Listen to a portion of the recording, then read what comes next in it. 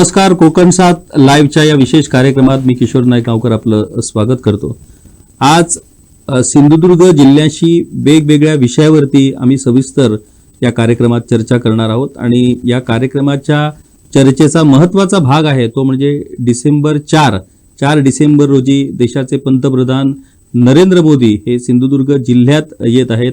नौसेना दिन हा कार्यक्रम या ठिकाणी साजरा होतोय. त्यामुळे एकूणच भारत देशाचंच नव्हे तर संपूर्ण जगाचं लक्ष या सिंधुदुर्ग जिल्ह्यावरती लागलेलं आहे आणि त्याच अनुषंगाने वेगवेगळ्या विषयावरती आम्ही चर्चा करणार आहोत. आणि या चर्चेसाठी आपल्या सोबत आहेत कोकण 7 लाईव्हच्या संपादक देवयानी वरसकर मॅडम आणि दैनिक कोकण 7चे संपादक संदीप देसाई. तुमचं दोघांचंही स्वागत आहे. आपण मॅडम तुमच्यापासून सुरुवात करूया. सिंधुदुर्ग जिल्ह्यासाठी खूप एक आनंदाची आणि सिंधुदुर्ग जिल्ह्याच्या एकूणच भवितव्याच्या दृष्टीनेही एक विश्वासाची अशा पद्धतीची ही घटना आहे. देशाचे पंतप्रधान हे या जिल्ह्यात येत आहेत. एक मोठा नौसेना दिनाचा जो कार्यक्रम म्हणजे हा कार्यक्रम देशभरात अन्यत्र ठिकाणी जेव्हा साजरा होता त्यावेळेला त्या स्थळांना एक वेगळं महत्त्व प्राप्त होत होतं आणि ते महत्त्व आज सिंधुदुर्ग जिल्ह्याला प्राप्त होतंय. सिंधुदुर्ग जिल्ह्यातल्या मालवण किल्ल्यावरती भव्य असा शिवाजी महाराजांचा पुतळाही उभारला जातोय. त्या ठिकाणी पर्यटनाशी संबंधित वेगवेगळ्या प्रकल्पांची आखणी केली जाते. पंतप्रधान नरेंद्र मोदी यांच्या सिंधुदुर्ग जिल्ह्यातील या भेटीकडे तुम्ही कसं बघता? खरं तर जो 4 तारखेचा नौदल दिन आहे तो जो काही होतोय आणि त्याला पंतप्रधान येत आहेत आपल्या देशाचे, ही अत्यंत चांगली आणि महत्त्वाची गोष्ट आहे संपूर्ण सिंधुदुर्ग जिल्ह्याच्या दृष्टीने.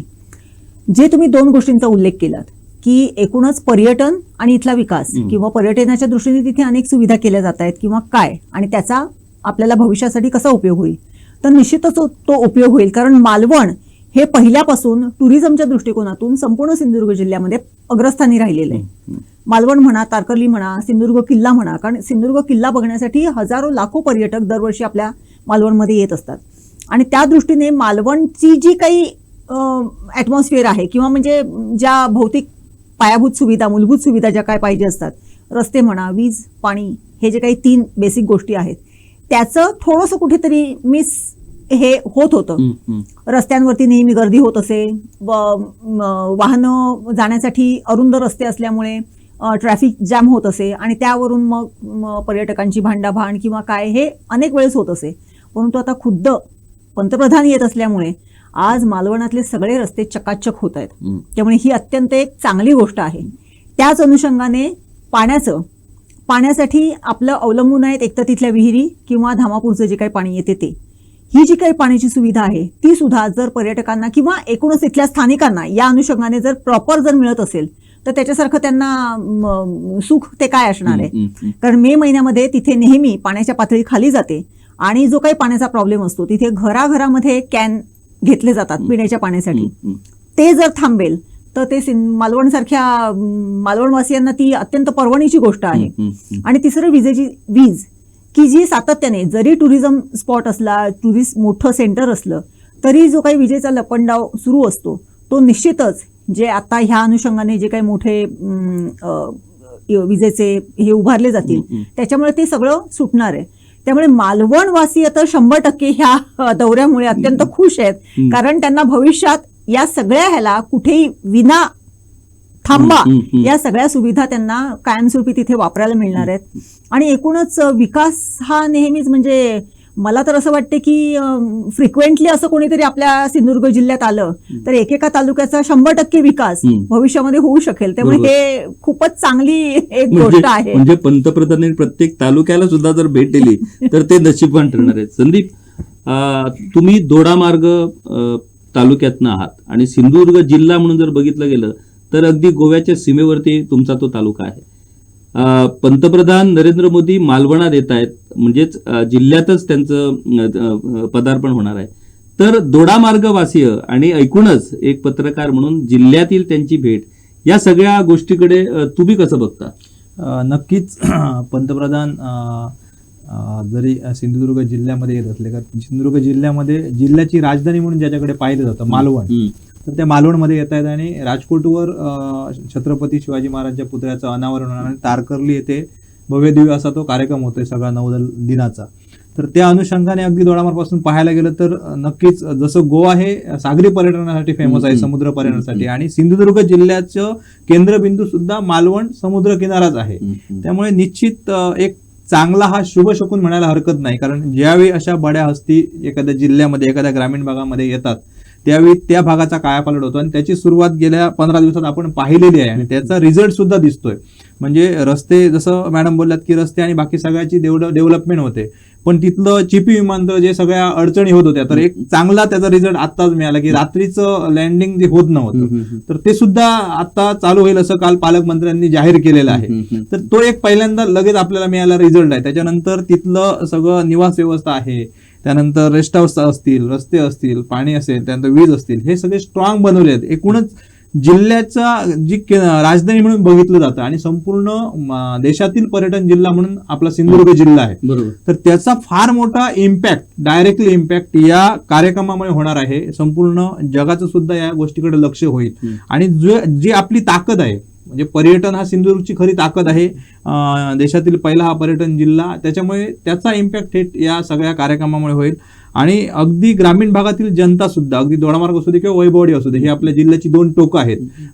जरी कुडाळ आणि मालवण हे केंद्रबिंदू जरी असलं तरी ही लोक सुद्धा मोठ्या एका उत्सुकतेने या सगळ्या दौऱ्याकडे पाहतात की पंतप्रधान जे आपण नेहमी ऐकतोय, सगळं करतोय, ते थेट आपल्याला पाहायला मिळणार आहेत. त्यामुळे येणारा 4 तारीखचा कार्यक्रम या लोकांसाठी कसा आल्हाददायक ठरतोय, नेमके तिथे लोक पोहोचणार कसे, यावर सध्या उत्सुकता आहे. कारण आत्ताच जर परिस्थिती बघितली, आढावा बघितला, तर सगळं चक्काजाम केलेलं आहे पोलिसांनी, प्रत्येकाचं सगळं तपासणी करून सगळ्या गोष्टी केल्या जातात. तर ह्या सगळ्या गोष्टींना लोकांना सामोरं जावं लागलंय, पण एक उत्कंठा आहे. मॅडम, उत्कंठा आहे जसं संदीपनं सांगितलं तसं, परंतु पंतप्रधान येणार आहेत, कार्यक्रमही नौसेना दिन साजरा होणार आहे, सगळं बरोबर आहे. त्या ठिकाणी भव्य असा छत्रपती शिवाजी महाराजांचा पुतळाही उभारण्यात येणार आहे. आता ह्या सगळ्या गोष्टी जरी एका दिवसाच्या त्या पंतप्रधानाच्या भेटीची जरी अनुषंगात असल्या तरी एकूणच ही भेट इथं घडवून आणण्यामागचं जे प्रयोजन आहे ते केवळ एका दिवसासाठी नाहीये. बरोबर. या जिल्ह्यावरती पूर्णपणे केंद्र सरकारचं म्हणूया कारण किंवा भाजपचं म्हणूया, या जिल्ह्यावरती पूर्णपणे लक्ष आहे. त्यामुळे पंतप्रधानांच्या भेट हे एक निमित्त जरी असलं तरी यापुढे ह्या जिल्ह्याला चांगले दिवस येणार आहेत असा जो विश्वास निर्माण करण्याचं जे प्रयोजन आणि जी आखणी भाजपने केलेली आहे, त्यात सध्याच्या परिस्थितीतलं राजकारण आणि आपले सिंधुदुर्ग जिल्ह्यातले राजकारणी ह्या भेटीचा अशा पद्धतीनं जिल्ह्याला फायदा करून देऊ शकतात काय? निश्चितच या भेटीचा फार मोठा फायदा पुढील राजकारणाच्या दृष्टीने किंवा पुढील आता जे काही इलेक्शनचं युग येणार आहे, आता म्हणजे युग म्हणण्यापेक्षा जे वर्ष येणार आहे बरोबर, त्याच्यावरती 100% होणार आहे. कारण ज्या पद्धतीने या दौऱ्याची तयारी केली जाते, ज्या पद्धतीने भाजपचा एक एक कार्यकर्ता, इथला जिल्हाध्यक्ष, इथला तालुकाध्यक्ष, इथले सगळे कार्यकर्ते ज्या पद्धतीने कामाला लागलेले आहेत, ते जर बघितलं तर निश्चितच ह्याच्यामध्ये थोडंसं सुप्तं पुढच्या इलेक्शनच्या तयारीचं सुद्धा कुठेतरी थोडंसं प्रतिबिंब आपण बघू शकतोय. आणि ते बट नॅचरल आहे, कारण जेव्हा खुद्द पंतप्रधान येणार आहेत इथे कार्यक्रमाला आणि तो कार्यक्रम झाल्यानंतर आपण जेव्हा त्याचा सगळा जर त्याच्यानंतर जेव्हा राजकीय त्याचं जेव्हा विश्लेषण केलं जाईल तेव्हा निश्चितच इथल्या लोकांना की काय होऊ शकते, भाजपने जर एखाद्या गोष्टीमध्ये इनिशिएटिव्ह घेतलं तर काय होऊ शकते. मी एक साधं उदाहरण देईन. जसं मगाशी म्हणालात की आपण सिंधुदुर्ग किल्ल्यावरती किंवा हे जे काही होतंय, सगळ्यात महत्वाचं म्हणजे छत्रपती शिवाजी महाराजांनी मुळात आधी सिंधुदुर्ग किल्ल्याची उभारणीच अशासाठी त्या ठिकाणी केली की तो प्रदेशच पूर्ण समुद्राचा खडकाळ आहे, तिथे कुठलीही शत्रूची जहाजं किंवा गलबतं येऊ शकत नाहीत आणि तो अभेद्य किल्ला आतापर्यंत राहिलेला आहे.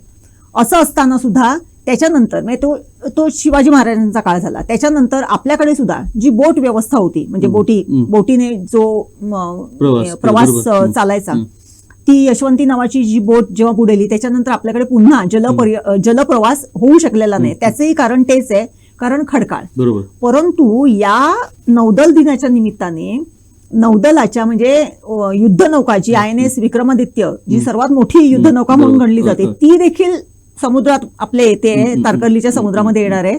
आणि या व्यतिरिक्त आणखीन 4-5 INS इंद्रायणी म्हणा किंवा इतर सरस्वती म्हणा अशा नौका जहाजं येणार आहेत मोठी.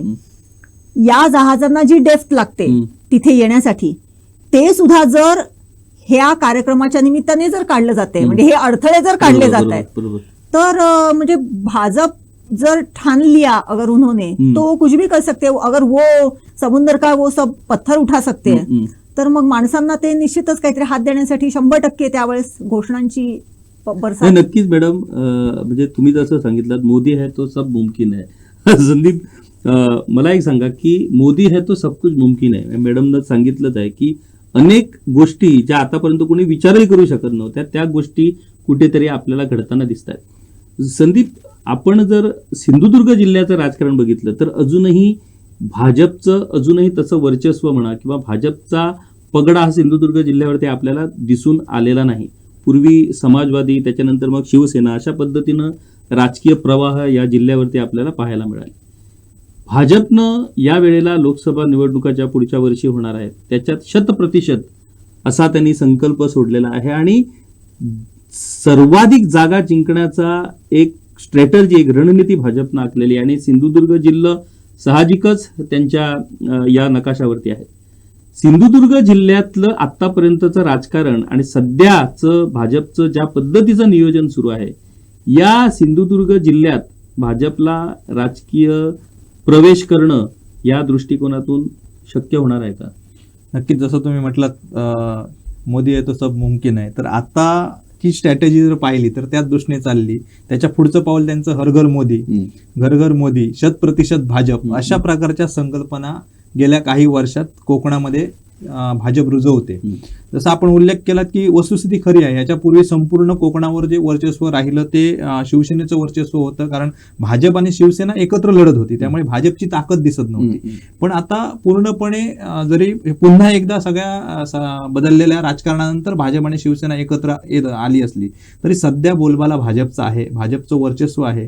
त्यामुळे भाजप आता कुठेतरी या ठिकाणी होते. त्यामुळे येणारी निवडणूक आहे ती निश्चित भाजपच्या दृष्टीने एक चांगली जाईल असं म्हणायला हरकत नाही, जे जिल्ह्याचं वातावरण बघितलं. कारण नारायण राणेंसारखं जे सिंधुदुर्ग जिल्ह्याचं खरा बुलंद आवाज होता, ज्यांचं वर्चस्व होतं या संपूर्ण राजकीय गोष्टींवर, तर ते आज भाजपकडे आहे. त्यानंतर रवींद्र चव्हाणांसारखा भाजपचा सच्चा कार्यकर्ता जो अगदी तळागाळात जाऊन प्रत्येक घराघरात जाऊन हे करतोय, तर अशा प्रकारची शक्ती आणि संपूर्ण जर एक टीम बघितली तर आज मोठी टीम भाजपकडे आहे. त्यामुळे निश्चित भाजप या निवडणुकीत, येणाऱ्या निवडणुकीत सामोरं जाण्यासाठी सज्ज झालेला आहे. कारण मागच्या सगळ्या ज्या चुका झालेल्या आहेत त्या सुधारल्या पाहिजेत. आणि जसा तुम्ही उल्लेख केलात की आता कुठच्याही प्रकारची रिस्क भाजपला घ्यायची नाही. भाजपला अगदी तळागाळात जाऊन या ठिकाणी निवडणुका जिंकायच्या आहेत. आणि हा मतदारसंघ आहे तो मतदारसंघ आत्ताचे विद्यमान खासदार आहेत ते विनायक राऊतच आहेत, ते शिवसेनेचे आहेत. शिवसेनेमध्ये सुद्धा दुपाळी झालेली आहे. आता शिंदे जे आपले मुख्यमंत्री आहेत त्यांच्याकडे शिवसेना आहे. त्यामुळे जी उभाटा आहे त्या उभाट्याला या ठिकाणी रोखण्यासाठी भाजप तर फ्रंटफूटवर आहेच, पण शिंदे गट सुद्धा त्यांना सपोर्ट करणार. त्यामुळे भाजपला येणारे दिवस हे नक्कीच सुखासुखीचे जातील असं म्हणायला हरकत नाही. मात्र असं जरी सगळं आपण बोलत असलो तरी जो खरा कोकणचा हा बालेकिल्ला आहे तो शिवसेनेचा होता हे विसरून चालणार नाही. त्यामुळे तितकंही सोपं सगळं हे आहे असंही म्हणता येणार नाही. नक्कीच कोकण म्हणजे आपण केवळ सिंधुदुर्ग जिल्हा नव्हे तर एकूणच कोकण विभागाचा जर आपण विचार केला तर नेहमी सिंधुदुर्ग जिल्ह्याचा स्वतंत्रपणे विचार कधीच होत नाही. एकूण कोकण विभाग म्हणून या क्षेत्राचा विचार होतो. मॅडम, सध्या जिल्ह्याचे पालकमंत्री रवींद्र चव्हाण आहेत, ते PWD मिनिस्टर आहेत. अत्यंत महत्वाचं खातं म्हणजे PWD मिनिस्टर म्हटल्यानंतर पहिली आठवण आपल्याला कुठली होते तर गोवा मुंबई हायवेची, जो रखडलेला आहे. तर पालकमंत्री म्हणून ज्या पद्धतीनं म्हणजे ते खरं म्हणजे ते आमदार आहेत मुंबईचे आणि ते मंत्री आहेत सरकारात, परंतु त्यांचा जन्मगाव जो आहे तो या सिंधुदुर्गात आहे. त्यामुळे या सिंधुदुर्गाचं पालकत्व त्यांच्याकडे दिलेलं आहे. ज्या हिरिरीने, ज्या तत्परतेने सध्या ते जे काम करत आहेत पालकमंत्री म्हणून, ते जर आपण बघितलं तर अशा पद्धतीचा पालकमंत्री आपल्याला अभावानेच मिळालेला आहे. आणि अशा वेळेला म्हणजे आपण कोकण साथनं ज्या पद्धतीनं आरोग्याचा विषय आपण हातात घेतला आणि आरोग्याच्या विषयावरून ज्या पद्धतीनं सगळी चर्चा घडत असताना अचानक रवींद्र चव्हाणजी हे इथे येऊन त्यांनी या सगळ्या विषयाची दखल घेतली आणि अत्यंत कडक निर्देश दिले आणि हा विषय आपण सोडवणार असा संकल्प जो केलाय, या सगळ्या एकूण कार्यपद्धतीतनं त्यांच्यात जी तत्परता, जी तन्मयता दिसते, त्या गोष्टीचा आपल्याला निश्चितच फायदा होणार असं वाटतं तुम्हाला? नक्कीच होणार. कारण आरोग्य ही आपली जीवाभाव असं, कारण ते प्रत्येकाच्या आरोग्याशी, आपल्या जीविताशी संबंधित असलेली गोष्ट आहे. गेली कित्येक वर्ष आरोग्याच्या दृष्टीने इथे फारच लिथार्जी होती. सातत्याने प्रश्न मांडले जात होते. डॉक्टरांची कमतरता आहे, औषधांची कमतरता आहे, प्रत्येक गोष्टीसाठी आपल्याला गोव्याला नाहीतर कोल्हापूरला जावं लागते, अगदीच नाहीतर मुंबईला जावं लागते, हे सातत्याने ओरड होत होती. परंतु त्याच्यावरती ठोस असं सोल्युशन निघत नव्हतं. ज्यावेळेस आपण कोकणसातच्या मार्फत ही गोष्ट ज्यावेळेस निदर्शनास आणली, त्याची दखल लगेच घेतली गेली आणि त्याच्यासाठी दस्तूरखुद्द पालकमंत्री स्वतः इथे आले. त्यांनी त्या संदर्भातली जी काही यंत्रणा होती त्यांची अगदी बायजवार मीटिंग घेतली आणि अत्यंत स्ट्रिक्ट असे त्यांना निर्देश दिलेले आहेत की हे सगळं सुधारायला पाहिजे. आणि ज्या शब्दामध्ये त्यांनी सांगितलेलं आहे त्या शब्दात जर म्हणजे ते जर बघितलं तर महिन्याभरामध्ये 100% याच्यामध्ये जादूची कांडी फिरल्यासारखा आपल्याला रिझल्ट दिसणार आहे. एवढंच नाही, पालकमंत्र्यांनी आपल्याकडे म्हणजे आपण टुरिझम डिस्ट्रिक्ट म्हणून आपण सिंधुदुर्ग जिल्ह्याला म्हणतो, तर त्या दृष्टीने काय व्हायला पाहिजे त्याचं उत्तम उदाहरण म्हणजे त्यांनी केसरीमध्ये एक सुंदर असं बटरफ्लाय गार्डन केलेलं आहे. तिथे त्यांनी स्वतःची शेती केलेली आहे की इथल्या तरुणांनी शेतीकडे वळावं. हे कशासाठी, तर त्याचं उदाहरण ते तिथे आपल्याला आपण बघू शकतो. एवढंच नाही, साधी एखादी काहीतरी दुर्घटना घडली तर ते लगेच इकडे येतात आणि त्यांना रिलीफ देण्यासाठी काहीतरी प्रयत्न करतात. म्हणजे अशा पद्धतीने हे जे इथल्या सर्वसामान्य माणसाला आवश्यक आहे ते सगळं त्यांच्याकडून होतंय. आणि हे जर याचं सातत्य जर असंच राहिलं गेलं तर याच्यापेक्षा वेगळं पालकाने काय करायचं असते, हीच भूमिका असते. आणि ती भूमिका ते चपखलपणे योग्यरित्या ते निभावतायत आणि त्याचा 100% उपयोग पुढच्या अल्टिमेटली परत राजकारणासाठी होणार आहे. आणि त्यातून आपल्या सिंधुदुर्ग जिल्ह्याचा फायदाच होणार आहे. त्याच्या अगोदर मला एकच छोटीशी गोष्ट सांगावीशी वाटते की कोकण म्हणजे सिंधुदुर्गने तेव्हाचा मतदारसंघ होता राजापूर, तेव्हापासून ते गेल्या 2 टर्मच्या अगोदरपर्यंत सिंधुदुर्ग किंवा राजापूर मतदारसंघ किंवा रत्नागिरी सिंधुदुर्ग लोकसभा मतदारसंघाने नेहमी असंच आपण चित्र बघत आलोय की जर तिकडे भाजप असेल तर इकडे काँग्रेस, इकडे भाजप असेल तर तिकडे काँग्रेस. म्हणजे कधीच केंद्राचं आणि आमच्या जिल्ह्याचं कधी जमलेलं नाही. ही आता पर्वणी आहे, ही सुवर्ण संधी आहे की इथेही भाजप, राज्यातही शिंदे सरकार जे भाजप अनुकूल आहे आणि तिथे भाजप. त्यामुळे जे आपण विकासासाठी जी काही चेन सुरळीतरित्या चालण्याची जी एक आवश्यकता असते ती 100% चालेल आणि आपल्या सिंधुदुर्ग जिल्ह्याला त्याचा 100% फायदा होईल. संदीप, मला एक वेगळा प्रश्न तुम्हाला करायचा आहे, तो म्हणजे सिंधुदुर्ग म्हटल्यानंतर हा पर्यटन जिल्हा आहेच आणि तो घोषितही झालेला आहे, परंतु त्याचबरोबर कृषी हा देखील इकडचा खूप महत्वाचा विषय आहे जो सर्वसामान्य सिंधुदुर्गवासियांच्या उदरनिर्वाहाचा हा विषय आहे. आणि आंबा हा तर इकडच्या या जिल्ह्याचा महत्वाचं पीक आहे. तर ज्या पद्धतीनं आपण पर्यटनाकडे बघतो त्याच पद्धतीनं कृषी क्षेत्राची सध्या जी पिछेहाट सुरू आहे त्याची कारणं वेगवेगळी असतील. त्याची कारणं असतील हवामान बदल, अनपेक्षित अशा पद्धतीचा हवामान बदलामुळे त्याचा मोठा फटका हा इथे शेतकऱ्यांना बसतोय.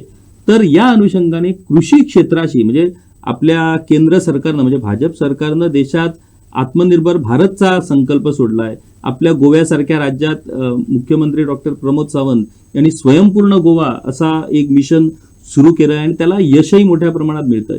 तर आत्मनिर्भर भारत, स्वयंपूर्ण गोवा या अशा मिशनमध्ये स्वयंपूर्ण सिंधुदुर्ग जर बनायचं झालं तर पर्यटन आणि कृषी हे 2 क्षेत्र महत्वाची ठरणार आहेत. पर्यटनावरती खूप चर्चा झाली, तर कृषी क्षेत्राची सध्याची परिस्थिती आणि कृषी क्षेत्राला जर आपल्याला आणखी जर कृषी क्षेत्राची प्रगती व्हायची असेल, कृषी क्षेत्रात जर वेगळ्या पद्धतीनं विकास व्हायचा असेल तर नेमकं काय करणं गरजेचं आहे? अगदी खरं आहे, कारण सिंधुदुर्ग जिल्ह्याचा जर आपण आर्थिक गणितं जर सगळी बघितली तर ती इथल्या कृषी क्षेत्रावरच बरीचशी अवलंबून आहेत. कारण रोजगाराची तशी जिल्ह्यामध्ये अजूनही दालनं खुली झालेली नाहीत, पूर्णपणे टुरिझम आणि शेती. पण शेतीत सुद्धा आज जसे तुम्ही उल्लेख केलात की अनेक संकट आहेत. हवामान बदल तर आहेच, पण सगळ्यात मोठा इथला कोकणातला आणि सिंधुदुर्ग जिल्ह्यातला अडचणीचा कळीचा मुद्दा ठरलाय तो वन्य प्राण्यांचा उपद्रव. कारण आज यंग जनरेशन आहे ते कृषीकडे वळत होतं, कारण केंद्र सरकारकडनं, राज्य सरकारकडनं अनेक योजना आहेत आणि त्या योजनांचा फायदा घेऊन यंग जनरेशन या सगळ्या कृषीकडे वळत होतं आणि त्याच्यातून आपला उदरनिर्वाह करत होतं. जिल्हा बँक सारखी हक्काची एक जिल्ह्यातली बँक आहे ती सुद्धा या सगळ्या लोकांना सपोर्ट करते आणि केंद्र आणि राज्य सरकारच्या योजना आहेत त्या सुद्धा अगदी चांगल्या पद्धतीने आहेत. मात्र ह्याच्यात आणखी एक अडचण अशी आहे की या कृषी विभागामध्ये सुद्धा कर्मचारी, जसं आपण आरोग्य क्षेत्रावर बोलतोय, तर कृषी क्षेत्र हे सुद्धा लोकांच्या जिव्हाळ्याचा प्रश्न आहे. आणि त्याच्यात सुद्धा पूर्णपणे बघितलं तर माझ्या माहितीप्रमाणे जी आम्ही माहिती घेतली तर 8 तालुक्यांमधल्या, सिंधुदुर्ग जिल्ह्यात जे 8 तालुके आहेत त्याच्यामध्ये 7 तालुक्यांमध्ये आजही तालुका कृषी अधिकारी पदं खाली असल्याची माहिती आहे. आणि ही धक्कादायक प्रकार आहे खरा हा. म्हणजे संख्या बघितली तर निम्म्याहून कमी असणार अशामध्ये. त्यामुळे केवळ एक शेती आहे म्हणून बघितलं जातं, पण शेती हा मूळ कणा आहे या सगळ्या अर्थव्यवस्थेचा टुरिझम प्रमाणे. असं जर बघितलं तर निश्चित याचा फायदा इथल्या लोकांना होऊ शकतो, इथल्या जनतेला होऊ शकतो. कारण आज जर आपण रोजगार लोकांना देऊ शकत नाही तर स्वयंरोजगार हा शेतीतूनच मिळू शकतो, कृषी क्षेत्रातून. त्या दृष्टीकडे जर पाहिलं, कारण पंतप्रधान मोदी साहेबांचा सुद्धा दृष्टिकोन तोच आहे की शेती संपन्न देश, आणि त्याच दृष्टीने PM किसान सारख्या योजना असू दे, सन्मान निधी योजना असू दे, ह्या सगळ्या योजना त्यांनी लागू केल्यात. आणि महाराष्ट्र सरकारने सुद्धा रत्न सिंधू सारखी योजना आणली, त्याचा बऱ्याच शेतकऱ्यांना यांत्रिकीकरणासाठी फायदा होत होता. तर त्याच्याकडे एक पॉझिटिव्ह बघितलं गेलं. कर्मचाऱ्यांची जी कृषी विभागातील कमतरता आहे ती दूर केली आणि प्रभावीपणे प्रत्येक तालुक्यात, प्रत्येक या ग्रामीण भागामध्ये जर कृषी क्षेत्र व्यवस्थित त्याची उन्नती झाली पाहिजे, डेव्हलपमेंट झाली पाहिजे याकडे पाहिलं तर निश्चित हे पर्यटन जिल्ह्याला एक अर्थकारणाचं एक साधन मिळू शकतं आणि ते पुढे जाऊ शकतं. नक्कीच. मला वाटतं आमची वेळ संपत आली आणि ह्या सगळ्या विषयावरती, म्हणजे जे विषय आताच संदीप देसाईजींनी जे मांडलेत, म्हणजे रोजगार असेल, उद्योग असेल, या सगळ्या विषयावरती आम्ही आमच्या पुढच्या कार्यक्रमात सविस्तर चर्चा करणार आहोतच. आणि हे सगळे विषय समजून घेऊन त्या दृष्टीने या जिल्ह्यानं पुढे कसं जायला पाहिजे त्या दृष्टीनेही आम्ही मार्ग निश्चित करणार आहोत. मॅडम, एक अत्यंत महत्वाचा विषय जो म्हणजे अक्षरशः आपल्या गोव्यातही तो विषय नेहमीच चर्चेत असतो की गोवेकर हे नेहमीच कुठल्या ना कुठल्या प्रत्येक गोष्टीला विरोध करत असतात. म्हणजे काही जर तिथं प्रकल्प आणायचा झाला तर लोकांचा विरोध. तीच मानसिकता कोकणाच्या बाबतीतही बोलली जाते की कोकणची लोक ही सहजा कुठल्याच बाबतीत कुठलेच विषय हे मान्य करून घेत नाही. कुठला तरी रोजगाराच्या संदर्भात किंवा आणखी जिल्ह्याच्या संदर्भात विकासाच्या दृष्टिकोनातून सरकारकडून जो प्रकल्प आणला जातो त्याला विरोध केला जातो. ही जी विरोधाची मानसिकता आहे, जी राजकारणी लोक जे आहेत ते नेहमी लोकांना दोष देतात की कोकणची लोक ही अशी आहेत, त्यांना विकासच मुळात झालेला नको आहे. खरोखरच ही मानसिकता या विकासाला रोखते की ही मानसिकता सतर्क आहे? बरोबर आहे. कसं माहिती, अत्यंत चांगला मुद्दा आहे हा. आतापर्यंत जेव्हा जेव्हा ह्या सिंधुदुर्ग जिल्ह्यामध्ये काही प्रकल्प आलेले आहेत, इथल्या लोकांनी सढळ हस्ते आपल्या जमिनी अत्यंत नाममात्र दराने दिलेले आहेत. अगदी मग तो कणकवलीचा तेलताड प्रकल्प असो, इन्सुलीची सूतगिरणी असो, सागरी अभयारण्य असो, सी वर्ल्ड असो, अशा पद्धतीने अनेक ह्याला कित्येक वर्षांपूर्वी तेलताडासाठी जमीन अधिग्रहित करण्यात आली. त्यावेळेस किती मूल्य असेल त्याचं? 100 रुपये गुंठा, 100 रुपये एकर. आज त्या गोष्टींसाठी जमिनी घेतल्या गेल्या, अधिसूचित केल्या गेल्या, त्याचं अधिग्रहण करण्यात आलं. त्याच्यावरती काय झालं? त्यावेळेस भरपूर लोकांना आश्वासने दिली गेली की तुमच्या लोकांना रोजगार मिळणार, हे होणार, ते होणार, ते होणार. कोकणातली लोक तेवढी सुद्धा भाबडी आहेत की बाबा आपल्या मुलाला रोजगार मिळतोय तर माझ्या जमिनी घ्या. झालं नाही. सूतगिरणीची सुद्धा, इन्सुलीची शेकडो हेक्टर जमीन घेतली गेली. काय झालं? अद्यापर्यंत त्याच्यात सूतगिरणीचा सुद्धा कोरला गेला नाही. अशा पद्धतीने जर त्याच्यानंतर जेव्हा एकदा, दोनदा, तीनदा, चारदा ज्यावेळेस ही अशी परिस्थिती होते त्यावेळेस इथला माणूस सजग होणारच आणि ते नॅचरल आहे. आपण अत्यंत नाममात्र दराने जमीन देतो, त्याच्यानंतर कित्येक वर्षामध्ये त्याच्यावरती काय होत नाही आणि 25 वर्षानंतर तीच जमीन कित्येक लाखाने दुसऱ्याला कोणाला तरी दिली जाते. हे शल्य एखाद्या सर्वसामान्याच्या माणसामध्ये का पोचू शकत नाही? आणि मग याला इथल्या माणसाने विरोध केला असं का म्हणावं? आणि प्रत्येक वेळेस मग इथल्या लोकांच्या मानसिकतेवरती बोट दाखवलं जाते की या लोकांची मानसिकता ह्याच्यासाठी नाही, आपण प्रगत व्हावं किंवा विकासाच्या विरोधासाठी आहे. हे का व्हावं? कारण त्यांनी सहन केलेलं आहे. आतापर्यंत एवढे मोठे आणलेले असे कुठला प्रोजेक्ट आपल्याकडे पूर्ण झालेला आहे हे कुणीही सांगावं. आणि त्याच्यासाठी जर जमिनी घेतल्या होत्या तर मग आता ज्या दराने घेतल्या त्या दराने त्याच खातेदाराला देण्याची आपली हिंमत आहे का? ती नाहीये. मग जर असं असेल तर मग त्याच्यावरती आपण कित्येक वर्षांमध्ये काही करायचं नाही, त्यांना दिलेली आश्वासनं पाळायची नाहीत आणि बोटं मात्र कोकणी लोकांच्या मानसिकतेवरती ठेवायची. हा जो काही विरोधाभास आहे तो कुठेतरी थांबला पाहिजे. आपण प्रॉपर डायरेक्शनने याच्यावरती जर काम केलं तरच इथली लोक सुखी होऊ शकतील. बाहेरून कोणी येऊन आपल्याला रोजगार देणार नाही आपल्याकडे रोजगाराच्या प्रचंड क्षमता आहे, फक्त आपण त्या वाटा हेतुपुरस्सर चोखाळत नाहीये असं माझं नक्कीच स्पष्ट. या मॅडमच्या प्रश्नाला जसं तुम्ही प्रश्न उपस्थित केला त्याला धरून मी एक आणखी अधोरेखित करतो की कोकणी माणसं अशा प्रकल्पांना विरोध करतात, सगळं आहे. तर मी एक माझ्या तालुक्यातलं उदाहरण देतो. आढाळी MIDC प्रकल्प 10 वर्षापूर्वी प्रकल्प आला. तिथल्या पूर्ण गावाने 650 एकर जमीन एक विरोध न करता संपूर्णपणे राज्य शासनाला दिली. राणेसाहेब त्यावेळी उद्योग मंत्री होते आणि तो संपूर्ण हस्तांतरण झालं, सगळं ताब्यात घेतली. 10 वर्ष झाली, अजूनही राज्य सरकार त्या ठिकाणी खेळच करतंय.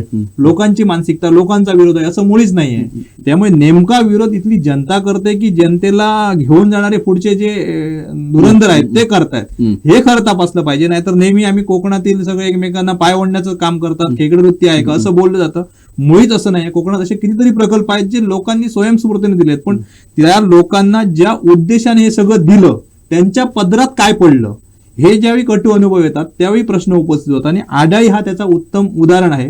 जसं चिपी सुद्धा बोलता येईल, चिपीचं सुद्धा उदाहरण घेतं. एवढं लोकांनी एक आपल्याला आपल्या जिल्ह्यामध्ये विमानतळ येत आहे, आपल्याला आतापर्यंत जे हवाई स्वप्न पाहिलं ते पूर्ण होईल अशा मोठ्या अपेक्षेने लोकांनी हे दायित्व दिलेलं होतं. पण आज बघितलं तर आपण विमानं अजूनही जमिनीवरच थांबतायत, बरीचशी रद्द होत आहेत. आज लगतच्या आपल्या अगदी गोवा राज्यामध्ये इंटरनॅशनल एअरपोर्ट होतो. अशा वेळेला आपण नेमकं काय करायचं?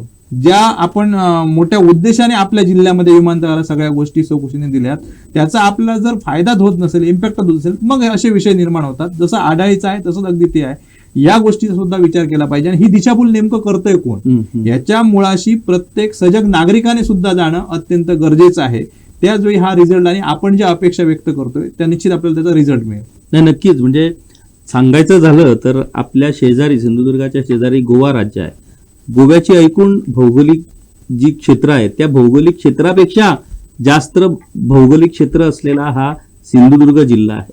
आणि जसं आपण महाराष्ट्राचे अनेक जिल्हे असतील पण या जिल्ह्यांकडे तेवढ्या पद्धतीनं बघितलं जात नाही, अशा पद्धतीनं दुर्लक्षित राहिलेला हा सिंधुदुर्ग जिल्हा आहे. परंतु ज्या पद्धतीनं आमच्या दोन्ही संपादकांनी वेगवेगळे विषय या ठिकाणी विशद केले ते जर आपण बघितले तर या जिल्ह्यासंबंधी विषयावरती चर्चा करण्यासाठी अनेक गोष्टी आहेत आणि ते कालांतराने भविष्यात आम्ही चर्चा करणारच आहोत. एक गोष्ट निश्चित आहे की कोकणचा माणूस किंवा कोकणी माणूस हा जरी गरीब असला तरी तो स्वाभिमानी आहे. त्यामुळे त्याची गरिबी बघून त्याला जर तुम्ही गुलाम करण्याचा प्रयत्न करणार तर तो त्याच्यावरती लात मारेल, तो उपाशी राहील, परंतु आपला स्वाभिमान मात्र तो सोडणार नाही. कदाचित याच स्वाभिमानाकडे हे राजकारणी या कोकणी माणसाची खेकडा वृत्ती असंही म्हणून त्यांना हिणवत असतील. परंतु तुम्ही खेकडे म्हणा किंवा काही म्हणा, तुम्ही काहीही करून विकासाची स्वप्न दाखवून जर या लोकांना फसवण्याचा प्रयत्न करत असाल तर त्याच्या गाळाला कोकणी माणूस कसाच लागणार नाही हे निश्चित आहे. हे आतापर्यंत कोकणी माणसांनी स्पष्ट केलेलं आहे. आणि त्याचमुळे जसं मॅडम म्हणाला की देशात काही राजकारण असलं तरी सिंधुदुर्गाचं राजकारण हे सिंधुदुर्ग वासीय किंवा कोकणाचं राजकारण हे कोकणवासीयच ठरवतात. ते मग तुम्ही देशात काय चाललंय, जगात काय चाललंय ते त्यांना सांगायचं नाही, त्यांच्या घरात काय चाललंय यावरूनच ते राजकारण ठरवतात. सिंधुदुर्ग जिल्ह्याचा विषय असू दे किंवा एकूणच कोकण विभागाचा विषय असू दे, विषय वेगवेगळे आहेत, प्रश्न वेगवेगळे आहेत. या प्रत्येक विषयावरती आम्ही चर्चा करणार आहोत. या प्रत्येक प्रश्नाची आम्ही उत्तरं शोधणार आहोत. अशाच पुढे याही पुढे असेच अनेक विषय घेऊन आम्ही आपल्यासमोर येणार आहोत. मॅडम आणि संदीप, तुम्ही दोघांनीही वेगवेगळ्या विषयावरती या ठिकाणी चर्चा केली आणि निश्चितच या चर्चेतून काहीतरी एक स्पष्ट संदेश आपल्या प्रेक्षकापर्यंत जाईल. आणि हा सिंधुदुर्ग जिल्हा किंवा हा कोकण विभाग जो आहे तो विकासाच्या बाबतीत किंवा कुठल्याच बाबतीत मागे राहणार नाही. त्याला आपल्याला पुढे न्यायचं आहे आणि आपण निश्चितपणे त्यात यश मिळवू. धन्यवाद. आमचे दिवसभरातले सर्व अपडेट्स, ताज्या घडामोडी आणि थेट लाईव्ह पाहण्यासाठी सबस्क्राईब करा, लाईक करा कोकणचं नंबर 1 महा चॅनल कोकण 7 लाईव्हचं YouTube चॅनल.